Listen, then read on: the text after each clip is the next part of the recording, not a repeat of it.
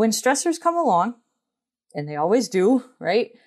And you don't react maybe in the best way or the way that you really wanted to or a way that you're proud of, forgive yourself, right? Remind yourself that, like everyone else, you're human. And it's going back to that, giving yourself permission to be imperfect.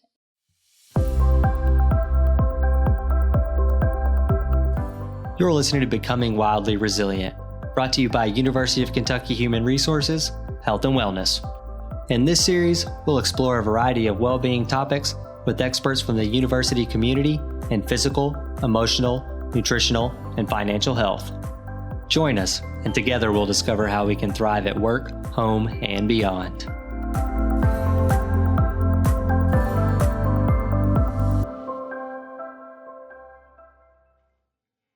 Welcome to another episode of Becoming Wildly Resilient.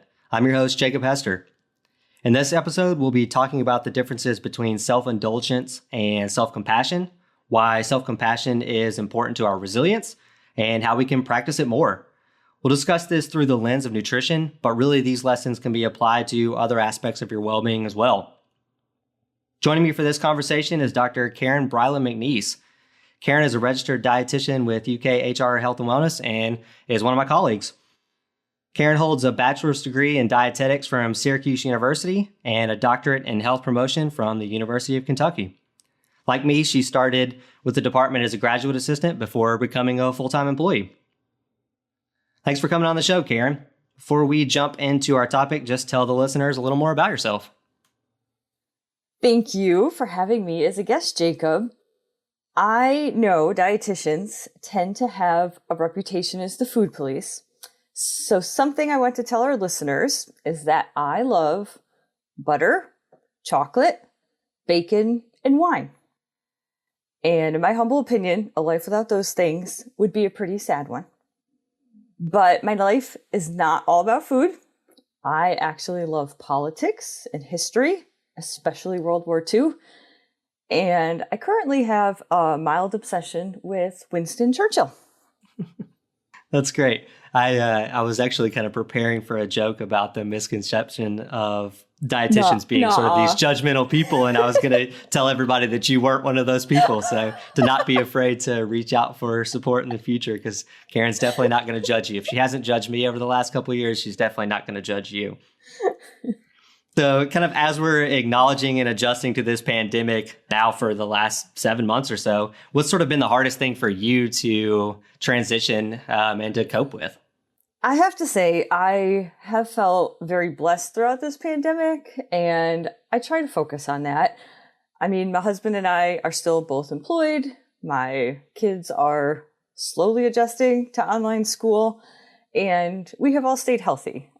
But I did have a few cry in the closet moments at the beginning of the pandemic when it felt like the world was just being turned upside down. So I definitely understand if people had those moments and continue to have those moments as well. Yeah, it definitely seems like we're kind of in this roller coaster where we go through waves where it sort of feels like, hey, I've kind of got this. I'm starting to settle in. And then it's like things change a little bit more and you're like, oh, no, I don't have this. And I think that's kind of a good reality for us to acknowledge right now, not only as wellness professionals, but as us as individuals and as colleagues with many of our listeners too. That's so true. I always compare it to Lucy in the football, right? Just when you think you're about to, kick goalpost, it's taken away from you. You got to start all over again. Yeah. So kind of speaking of Charlie Brown, actually, in a couple weeks after this episode releases, the holiday season starts to really kick off with Thanksgiving, or I guess if you could consider Halloween as well. We're recording this right before Halloween, but really with many celebrations around that time, or even throughout the year, really revolving around food. Do you find that there's an uptick in the focus on nutrition this time of year, or do you think people kind of really hold out until the new year?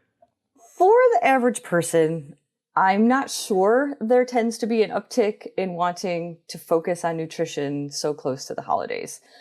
I think people, like you said, do just kind of figure that they will stay the course, whatever their course may be.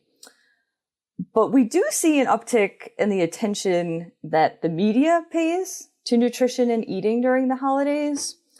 And I don't think that is necessarily a good thing. This is especially true when the headlines are things like how to avoid holiday waking. Unfortunately, I think that kind of media attention tends to exacerbate the guilt and shame that a lot of people already feel around food. Yeah, I think that's a really interesting point, actually, and not seeing an uptick, but seeing sort of the media take that role and amplify a lot of these messages. It gives us a lot of mixed messaging, not only externally, but internally too, probably. Absolutely. From your experience, what are some of the common challenges that you think people face this time of year, then, particularly related to nutrition? To put it bluntly, food is everywhere and food is the focus of everything. This becomes a tremendous source of anxiety for people. You are up against a lot of temptation that you may not experience in your normal day-to-day life. People also experience a lot of social pressure to eat during the holidays. Aunt Betty may not let you leave the Thanksgiving dinner table until you've eaten 3 servings of her famous mashed potatoes, right? So how do you handle that?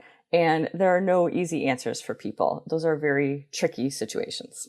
That's funny that you use that Aunt Betty analogy there, because I actually did have a great Aunt Betty, and her along with my grandmother, they were the type of people who you did not get up from the table unless you got that second helping. So I definitely feel for people in that scenario.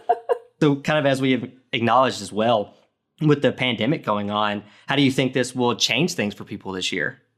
I think that many people will probably need to sacrifice certain traditions, and that this might trigger a sense of loss for people. So I want to say that out loud and honor that before I go any further with that.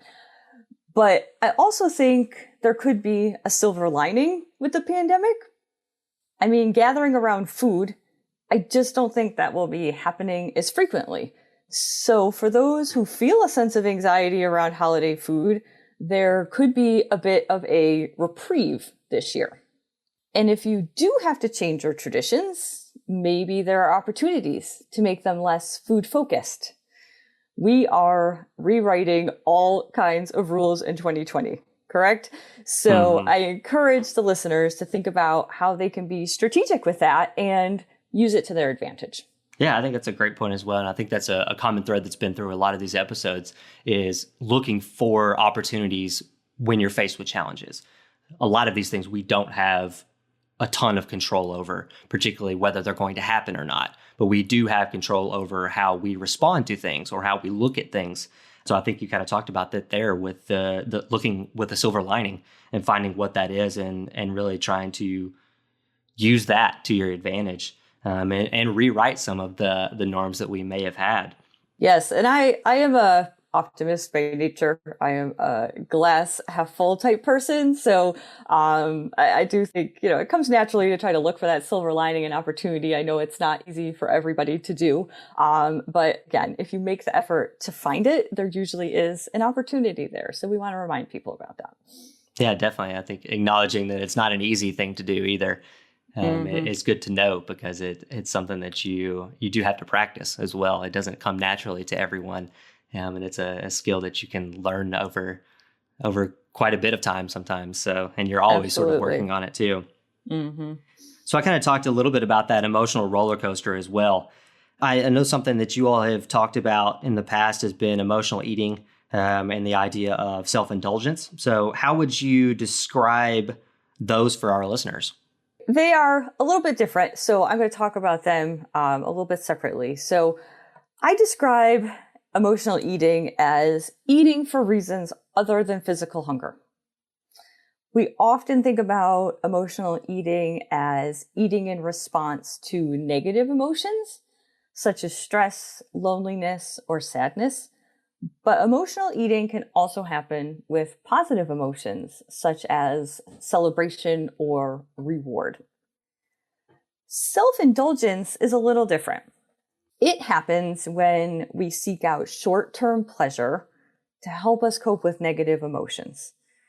And this short-term pleasure is often found in food, because Food is easy to access, and it's also socially acceptable. But self-indulgence could also be found in other activities, such as spending money or using alcohol or other drugs. But in short, self-indulgence is that shiny thing that distracts us and makes us feel good temporarily.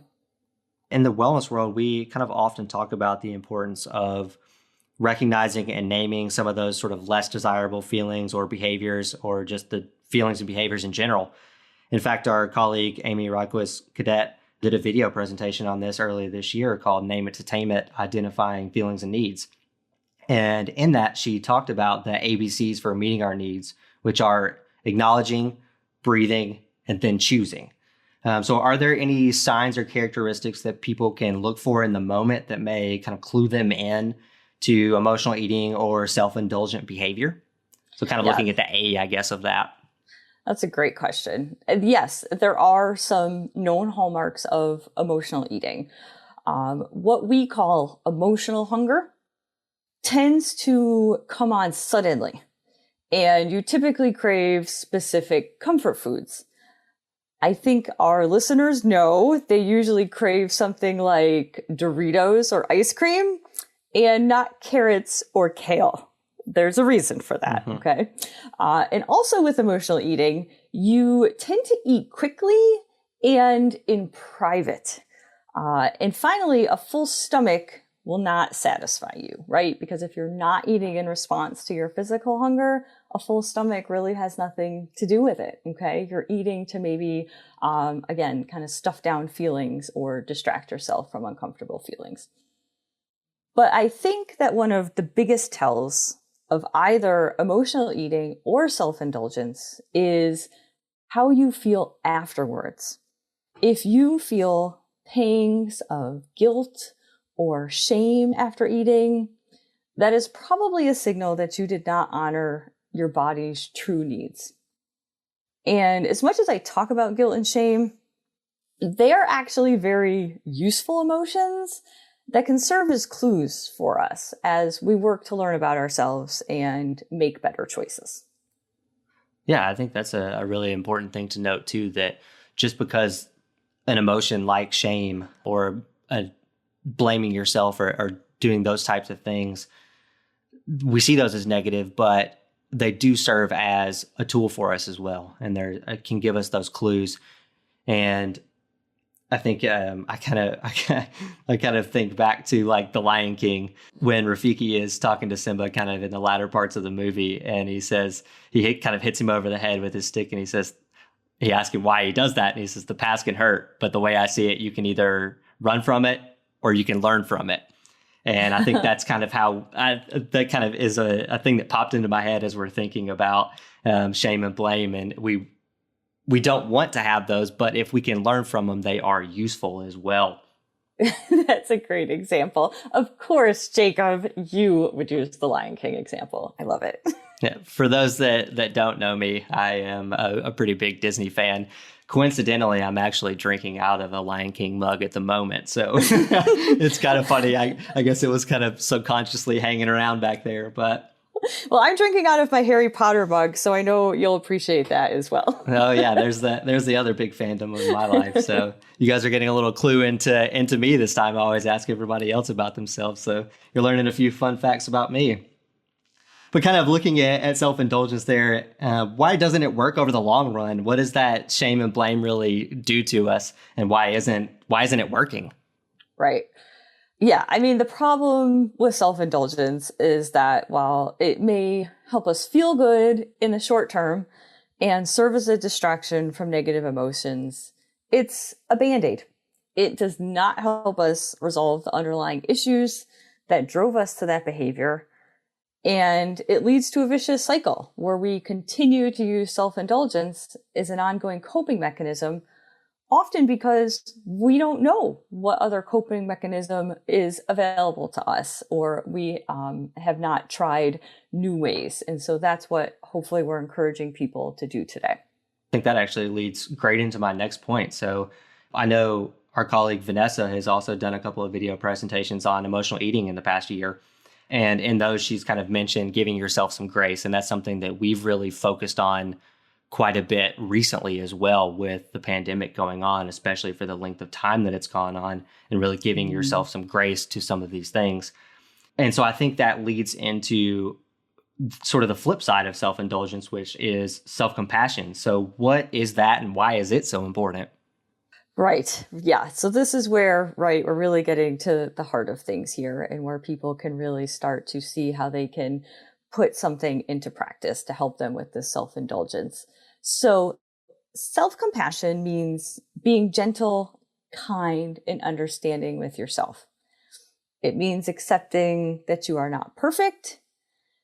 And it means understanding that there is potential to learn and grow from every mistake that you make. And what kind of things are self-compassion linked to? Self-compassion is becoming more and more an evidence-based construct. And we know now from the evidence that self-compassion is linked to things like resilience, right? That ability to bounce back from adversity. It's related to connectedness, feeling like you are a part of something kind of bigger than yourself.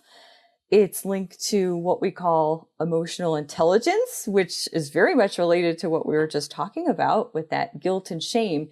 That's the ability to identify and manage your emotions. Self-compassion is also linked to happiness, overall life satisfaction, less depression, anxiety, and shame. Again, there's that word shame.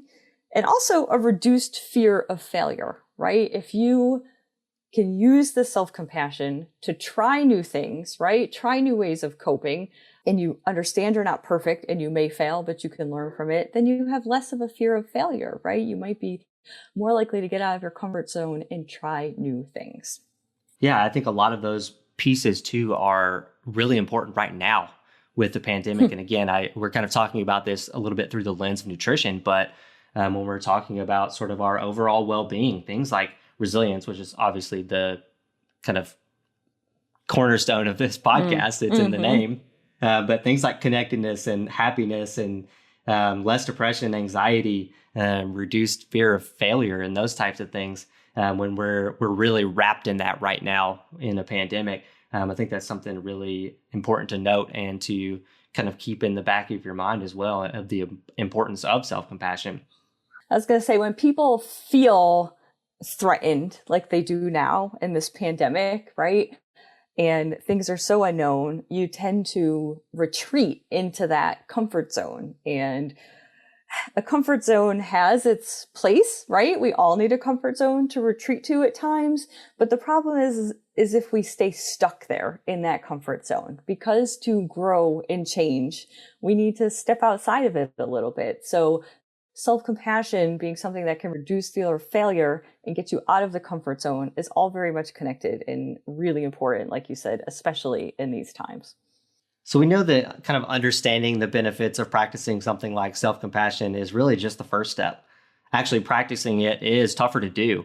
And I think this is really common across many health promoting behaviors. They're easier said than done. So why is it that we don't practice it more often? Right. And it sounds, I have to acknowledge to our listeners that I think for a lot of people, it sounds like a little bit of a hokey thing, right? How do I do that? How do I be kind to myself, right? So it can feel a little awkward when you do start to practice self-compassion. It may not feel natural. So we do tell people that sometimes you kind of have to fake it till you make it when it comes to practicing self-compassion. So to not feel bad if that is the feeling you have. But I do think many of the listeners would agree that our culture tends to embrace that kind of hard driving, succeed at all costs mentality, right? Yeah, that rugged individualism. Yeah. Absolutely. So we think that if we are not being hard on ourselves and setting high and often unrealistic expectations for ourselves, then we will be lazy and unproductive. We use what's called a self-flagellation approach, where we talk negatively to ourselves and beat ourselves up, thinking that this will motivate us. I describe it to people as your inner drill sergeant. We all have a certain image of a drill sergeant, right? Who's, get on the ground, give me 10, cause you screwed up or whatever, right? Mm-hmm. And we all have that inner drill sergeant that wants to come out, and we think that that's what's going to motivate us. But the research shows us that quite the opposite is true. It shows us that motivation, growth, and change all actually happen when you practice self-compassion. So I think you had a couple of good analogies, especially the drill sergeant. I was kind of thinking in my head, especially like the drop and give me 10 kind of thing, and sort of beating yourself up. But I think a point that you made at the beginning of that answer was about sort of faking it till you make it. And I think a duck is a really good analogy, because they're on the surface, they look kind of calm and collected, but under the water, they're not floating. They're basically paddling as hard as they can to stay afloat. So I think that kind of being more like a duck is important, especially till you kind of learn that skill and it becomes a regular habit and a regular practice that you do. That's funny. That duck, to play on your duck analogy, Jacob, I would also say, that's the illusion of the duck, right? Is that it looks so calm and graceful, right? Gliding across the pond. And like you say, when you see it under the water, its legs are, paddling as fast as it can go, and it looks kind of awkward, right? And I think that's a good analogy in some ways for our culture that we don't want people to see. Right? The little duck legs under the water paddling so hard, right? To keep things going. Yeah. We want people to see that outer facade that looks calm and in control. I do think with the pandemic, I think we're getting beyond that in some ways, right? Because we are all sharing this craziness together and being a little bit more vulnerable together. But I do think that's, the duck is a great analogy for that as well. Yeah, I think that's a good point too, and how we're leaning on each other or leaning into each other a little bit more right now with the pandemic, and that has been a thing of the past where we're not faking it for ourselves, we're faking it for other people, and I think that's a good distinction to think about too. With the duck, you're not faking it so everybody else thinks you're cool. You're faking it so that you can get yourself from point A to point B. True survival mechanism, right? Yeah, I guess. Yeah, it's kind of think about it that way. So that kind of brings us to what we can do then. What are the elements of self-compassion, and how can we put them together? So there are generally what's described as 3 elements of self-compassion. I'll briefly explain each one, and then we can talk about a couple tips about how to put those into practice. The first element of self-compassion is self-kindness. Like we've already talked about, this means being warm and understanding to yourself, especially when you suffer, fail, or feel inadequate. It also means that you see the distinction between making a bad choice and being a bad person. These things are not equivalent, because we want to remind the listeners, your self-worth is completely unconditional, okay? The second element of self-compassion is common humanity. This means recognizing that imperfection and struggle are shared human experiences. It's the idea that we are all kind of fumbling through this existence together without a script, right? And I think this pandemic has really brought that into focus, like you've already mentioned, for people, and absolutely given us the sense that we are in this together. The third element of self-compassion is mindfulness. And specific to self-compassion, this means having a balanced approach to negative emotions, so that feelings are neither suppressed nor exaggerated. So like I mentioned earlier with guilt and shame, we experience these emotions for a reason, and they can actually be quite helpful if we acknowledge them without drowning in them. They are definitely pieces of information that we want to have and can actually use for good. Now, in terms of how people can kind of operationalize this in their day-to-day lives, there's a couple tips I might recommend to our listeners who want to practice more self-compassion. One is to talk to yourself like you would a close friend or family member. If your best friend lost their job, for example, and coped, perhaps, in the moment by eating a package of Oreos, you wouldn't say, "Why did you do that? That was a really stupid thing to do." No, of course you wouldn't say that, right? But we say these things to ourselves. And why do we do that, right? So try to catch yourself in the act of that negative self-talk. Yeah, it's kind of like a reverse golden rule, right? That's a great way to look at it. Absolutely. It's really kind of crazy. And once we point this out to people, right, about how they'd never talk to people they care about that way and ask them, why is it okay to talk to yourself that way? I mean, nobody has a good answer. There just isn't a good answer. Yeah, okay? I think we've spent a lot of time talking about how we should be treating others as we're growing up as kids. And I think we may have missed the boat at some point where we didn't teach people how to talk to themselves and think about themselves too. And I think that's kind of the awakening we're seeing over the last few years, particularly sort of in the wellness world. Yes. So parents there, right? Remember, let's break the cycle, right? Let's remind our kids to also, talk kindly to themselves, not just others, right? But sometimes a simple phrase, is all that you really need to substitute that self-talk with something more compassionate. So one example might be, "This is hard, but I will keep working to honor my true needs." Right? Something super simple. And if people are interested, they can even get on Google and search for self-compassion mantras. That's a great thing to do. And it will give you phrases like this, right? If again, this feels unnatural to people. So coming up with your own phrases might be difficult. So you can actually Google self-compassion mantras and find some that maybe speak to you and kind of keep them in your back pocket for those moments when you need to flip that negative self-talk around. Another important tip that I want to mention is allowing what you think or feel to have its moment, right? We tend to have one of two responses to negative emotions. One is to stuff them down and ignore them. And I understand why people do that, right? It may be too uncomfortable or painful to deal with. And unfortunately, I think our culture perpetuates this. We're supposed to put on that brave face and not show our vulnerability. But I actually think, like we said, that this is changing with the pandemic, as mental health becomes a more appropriate topic for public discussion. But at the end of the day, not dealing with negative emotions is a choice in and of itself.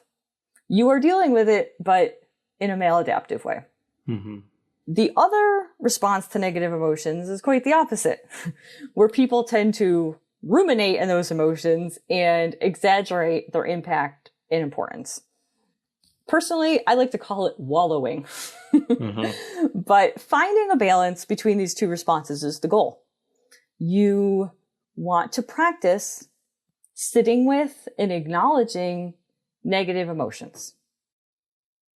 You want to trust that they are not going to overwhelm you. They are just emotions, okay? And you want to look at them objectively as information, like we talked about earlier, right? These emotions, again, as uncomfortable as they may be, are telling you something. And if your response is balanced, where those emotions can have a moment, you can use those emotions to find insights and get a deeper understanding of your true needs. Kind of jumping back to the beginning of that answer, those three elements of self-compassion are really important to kind of highlight again, I think. The bad choice versus being a bad person is really, really critical for people to know that the choice you make in that moment does not make you a bad person. You may have made a bad choice, but you can learn from it. Absolutely. And as a parent, this is something, I try to practice for myself, right? With my own children, for example, when you're teaching them about good and bad choices, right? Trying to, not make it a reflection on the person, right? You talk about the action, not the person. And again, this is not something we do ourselves the favor of, doing. So again, reminding people that they want to try to separate the choice from the person always. Yeah. And that second point of that common humanity. So really, again, kind of recognizing that we are imperfect, that we all kind of share a lot of these similar experiences, and that we kind of are in this together. So I don't want that to sound like it's not acknowledging somebody's experience, but we're in the waves together. So I think the takeaway from that is that we kind of lean in to each other and lean on each other. So that we can help practice things like self-compassion and really look out for each other and not just kind of say, oh, we're all in this together. We're all possibly in different boats.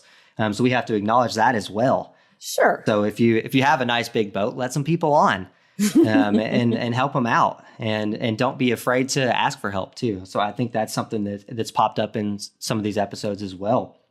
Yeah, and I really hope that effect of the pandemic, like you're talking about, is a lasting one. And I am hopeful that it will be, right? That discussing vulnerability, discussing mental health, reaching out for support when you need it, that all those things will become more destigmatized over time, even after the pandemic. Exactly. And then that third point that you had was mindfulness. So that balanced approach that you had towards negative emotions or those feelings, really just staying in the moment and understanding and recognizing what is going on rather than sort of time traveling and looking too far in the future or looking too far backwards and getting stuck there. I guess you could think about Back to the Future. It's a good example. You don't want to get stuck in one of those alternate time zones. You want to be kind of where you are and staying in the moment. And I think that has its utility in a lot of different things with well-being and how it kind of cuts down stress as well. We actually just recently read an article where practicing mindfulness, I think it's like three to 5 times a week for a minimum of 12 minutes is enough to really have a lasting impact. So it's really not a lot of time that you have to devote to something like mindfulness as well. I think it gets sort of that stigma as well, that you have to be it has to be a full personality and you're all in and you're a registered yoga teacher and you're kind of always meditating or something like that. And you have to be the most Zen person in the world. But in reality, to get sort of those scientific benefits, it's 3 to 5 days a week for a minimum of 12 minutes. And that's what the research is showing. That's a great reminder for our listeners. And that's how so many wellness things work, right? Just practicing it, just being intentional to practice it when you can. It doesn't have to be all the time. It doesn't have to be every day. It doesn't have to be perfect, right? But if you set the intention to at least try, you'd probably be pretty pleased with the results that you're going to get. Exactly. Yeah. Self-compassion is self-care. And it's kind of along those same lines. We talk about self-care being an ongoing process. It's not just going to get a massage once a month. It's really sort of an everyday-ish type of activity where you're really taking a few moments for yourself and decompressing in some sort of way, however that looks for you. That's really interesting. I often say something similar about actual nutrition itself, right? Because people get very anxious about, what should I be eating and, all of that, right? And what's the perfect diet? The answer is there is no perfect diet.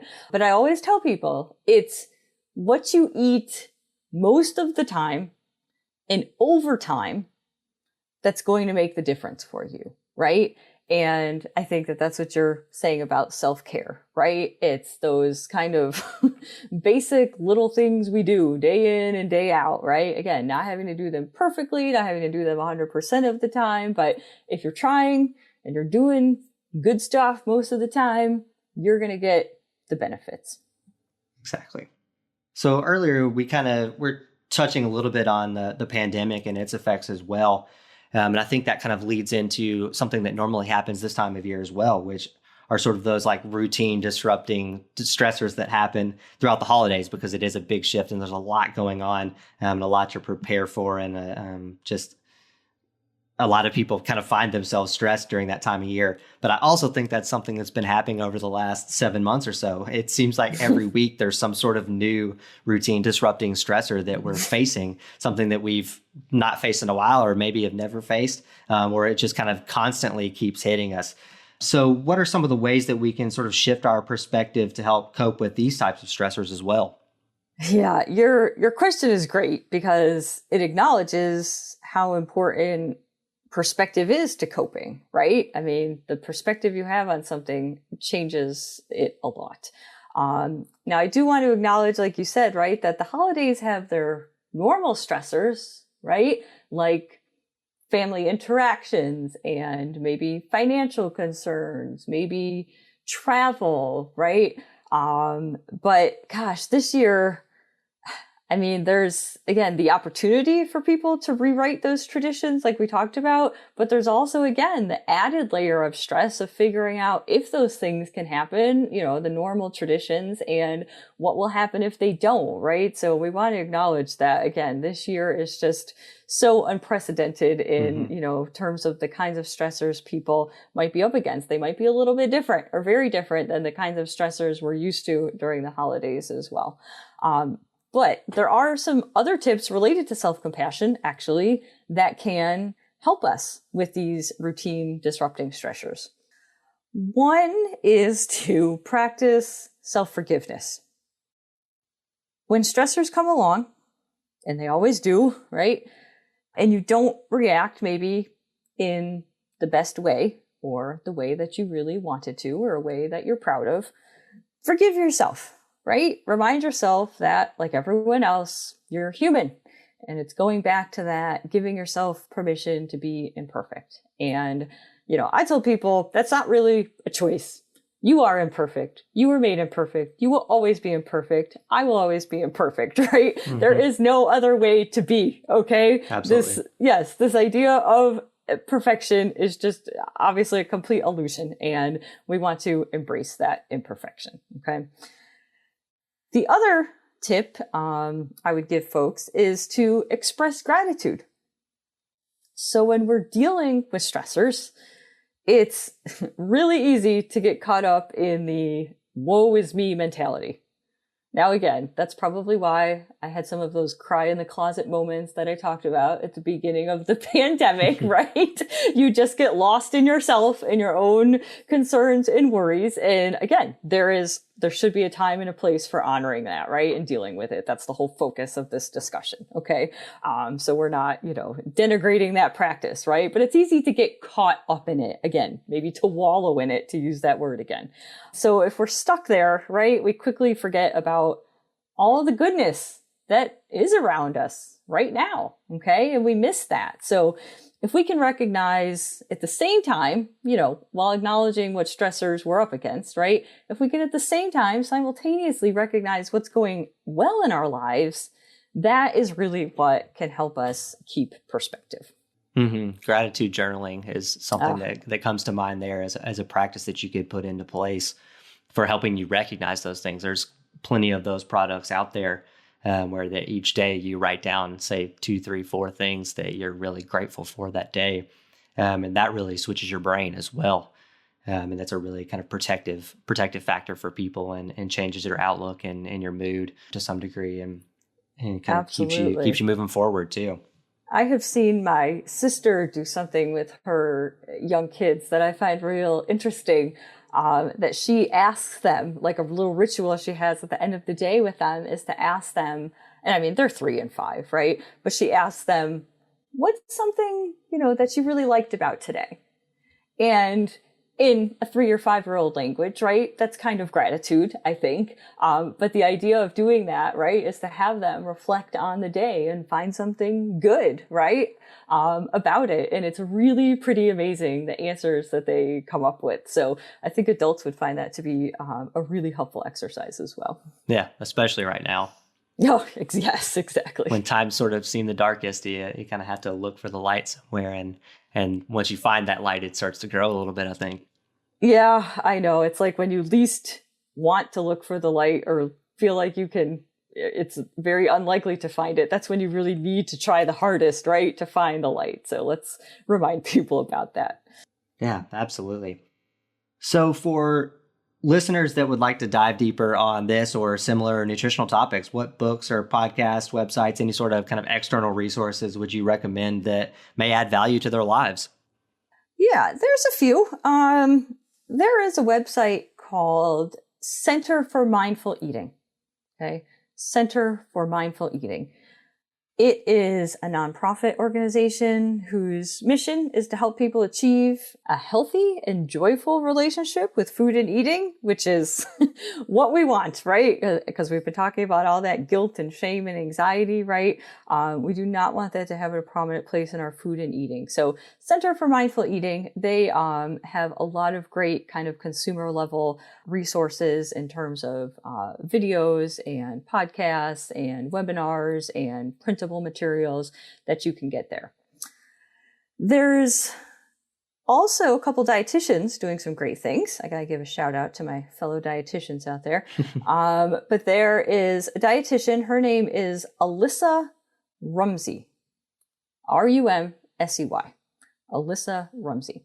She is very well trained on something called intuitive eating, which is also very much related to, again, finding a healthy, balanced, happy relationship with food. And her blog is so insightful and has, I think, a lot of practical advice for anyone looking to work on some of the issues we've talked about today. And finally, if you do like podcasts, hopefully you do, if you're listening to us right now, there is a podcast called Food Psych, all right? Food Psych. It's also hosted by a dietitian and Christy Harrison. But again, she talks very much about how to make peace with food, break free from diet culture. And again, it's meant for a general, wide audience. So Food Psych would be the third one. And for our UK employees, retirees, and their spouses, what are some of the resources offered by you and Vanessa through Eat Well? Yes, thank you for asking about that, Jacob. So along with my colleague, Vanessa Oliver, who is also a full-time dietitian at UK HR Health and Wellness, we offer what's called an Eat Well membership. You can join anytime. It's always free, and you can renew your 3-month membership as often as you want. You get access to live online weekly meetings and a variety of on-demand member exclusive resources. And as a member, you set your own goals and work at your own pace, and we are available to offer support and guidance along the way. We also offer free one-on-one nutrition consultations that can be done by email, phone, or video call. So perhaps if you are not quite sure if the Eat Well membership is right for you, or you're not quite sure you want to take that deep dive into a 3-month commitment, then a nutrition consultation can be a really good place to start. We can consult with you about specific nutrition related concerns, maybe such as managing high blood pressure or diabetes or navigating food allergies. Or we can simply help you gain a better understanding of basic nutrition principles. And sometimes we have people who don't even know what they want. So even if you don't know what you want, but you think you might want to learn more about nutrition, please get in touch with us and we are happy to help. Excellent. Yeah, I will link to all of these things as well in the show notes. So don't feel like you have to go searching all over the internet for a lot of these things. But I think it's important to note too, kind of talking about some of the resources that we've had within HR. We've done a couple of different video presentation series over the last year or so. So I've mentioned a couple of those already, but there's a couple more that I think really dig in more on this topic as well, particularly self-compassion. So we had Eric Wilkinson, one of the mental health clinicians with Work Plus Life Connections, did a presentation on building your own self-compassion meditation. So it's kind of combining a couple of those concepts there. Jackie Hansen, who was my first guest on the show, did a presentation on awakening your inner nurturer. So kind of the opposite of that inner critic.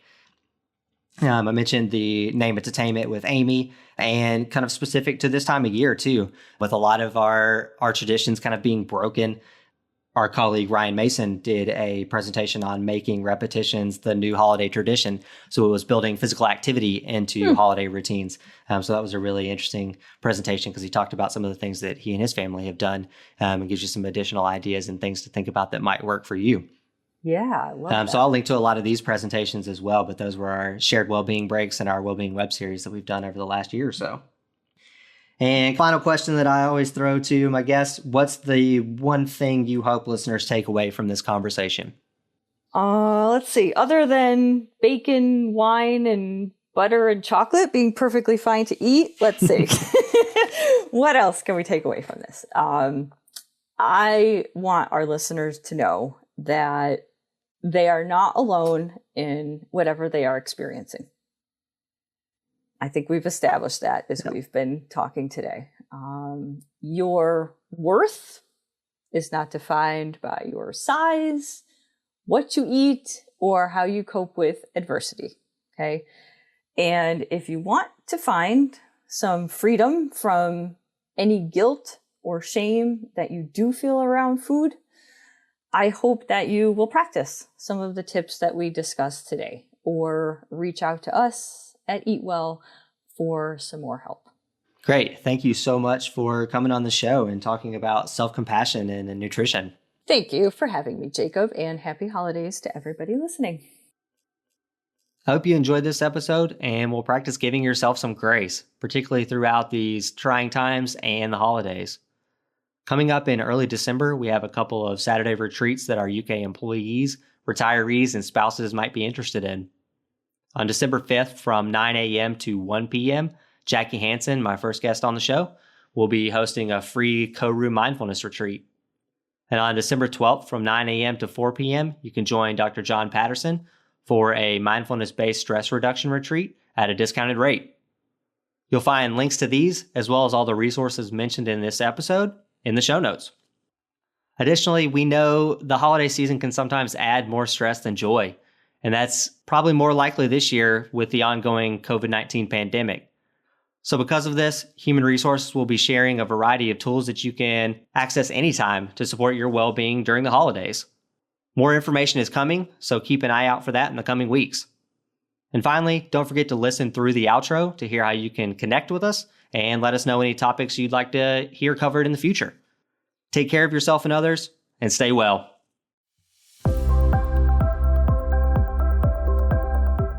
Thanks for listening to Becoming Wildly Resilient, a podcast series from University of Kentucky Human Resources, Health and Wellness. The UK HR Health and Wellness team, consisting of certified health coaches, fitness experts, registered dietitians, and wellness specialists, offer a wide range of online and in-person programming to University of Kentucky employees, retirees, and their spouses. If you enjoyed this episode, you can listen and subscribe to future episodes wherever you find your podcasts. Connect with us on Facebook, Twitter, and Instagram by searching at UKY Wellness. There, you'll find links to episode show notes and more. You can also email healthandwellness@uky.edu with any questions or suggestions for future episode topics. To learn more about well-being benefits offered by University of Kentucky Human Resources, visit www.uky.edu/HR/wellbeing. Live well.